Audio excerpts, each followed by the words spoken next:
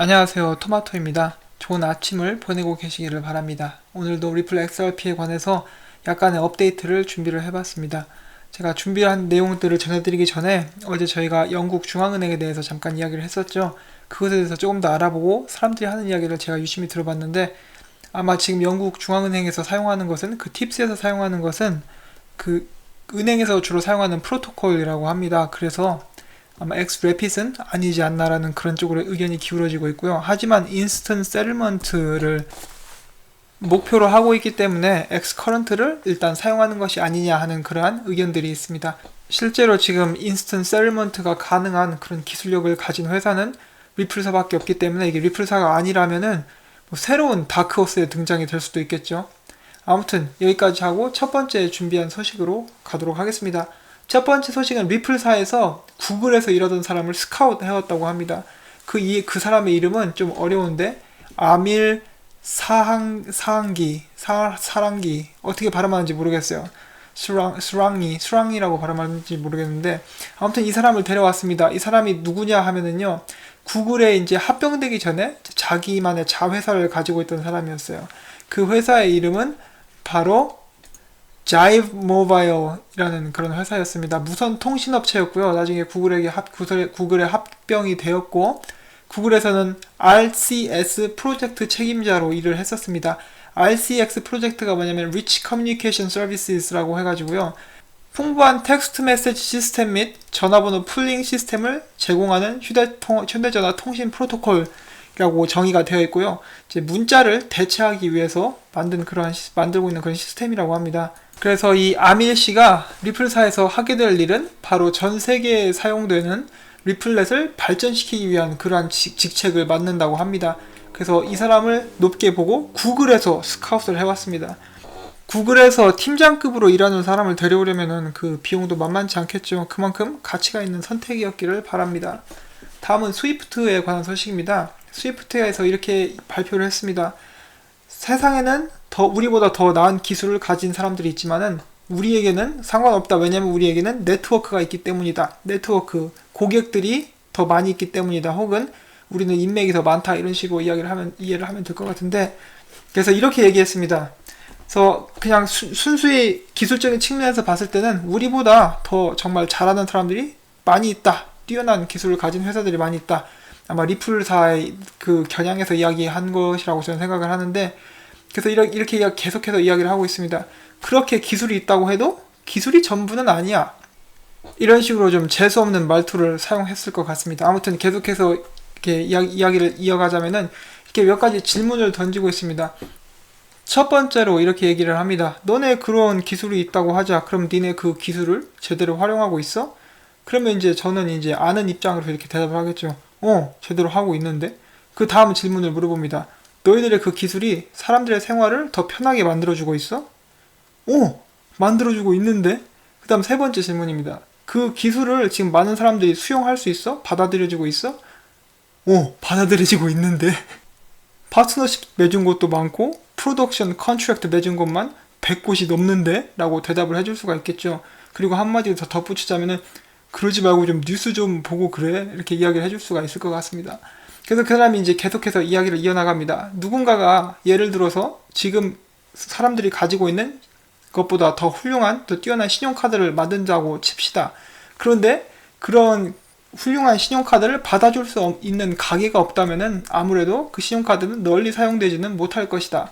기술력이 뛰어나도 적용되기 위해서는 세계적인 확장성이 필요하다. 그런 면에서 결과적으로 우리 스위프트가 짱이야. 이런 식으로 이야기를 해놨습니다. 여기 이렇게 나와 있는데, 이제 대충 제가 의역을 한 것이 있는데, 아무튼 이 사람이 한 말은 완전하게 다 틀렸죠. 지금 다 받아들여지고 있고, 다 리플사의 기술을 받아줄 수 있는, 리플사뿐만이 아닙니다. 블록체인을 활용해서 사업을 해나갈 수 있는 그런 기술들을 받아들이는 회사들이 점점 늘어나고 있죠. 그래서 그냥 이거는 이제 몸부림치는 것 같습니다. 지금 어떻게 해서든 이제 그 자리를, 밥그릇을 뺏기지 않기 위한 몸부림이라고 저는 보고 있고요.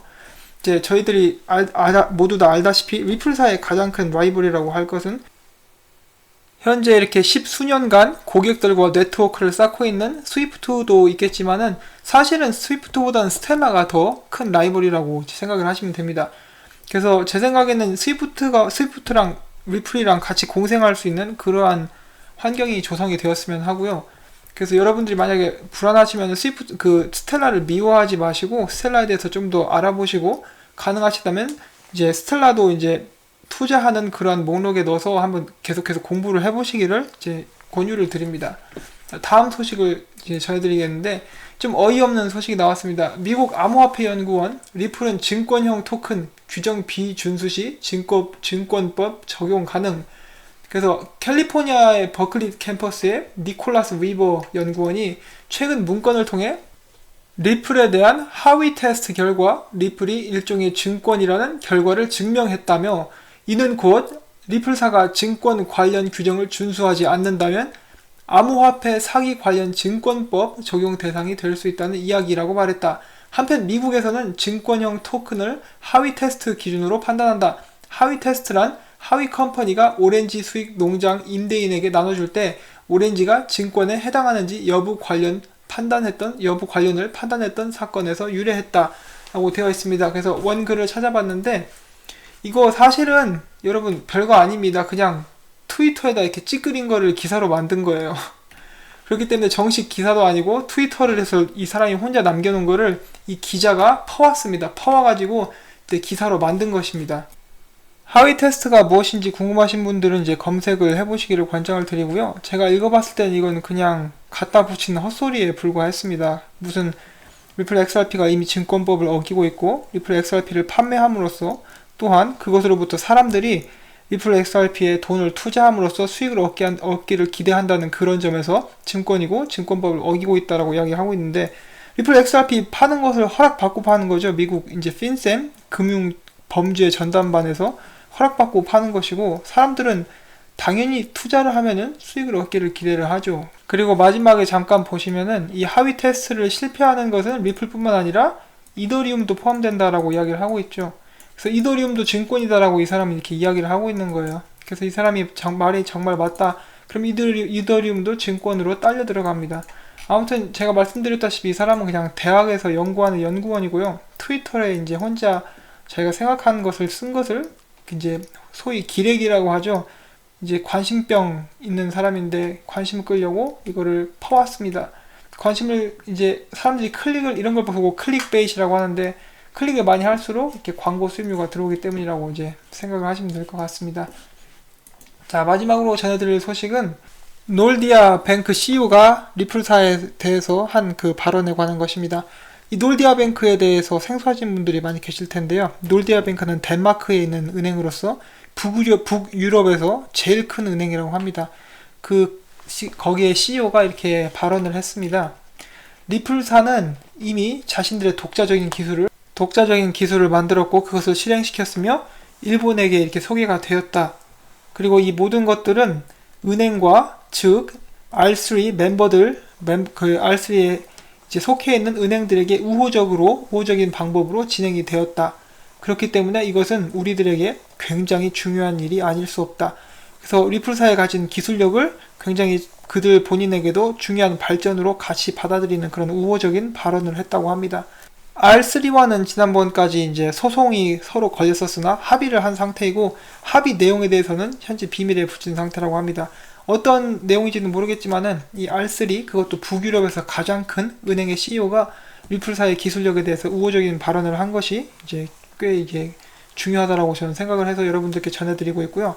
예, 이렇게 제가 전에 준비한 소식은 이 정도입니다. 이렇게 매일매일 그렇게 큰 뉴스가 나오지는 않겠죠. 그리고 주말이라 주말 동안은 아무래도 좀 잠잠하지 않을까 하고 그렇게 생각을 해봅니다.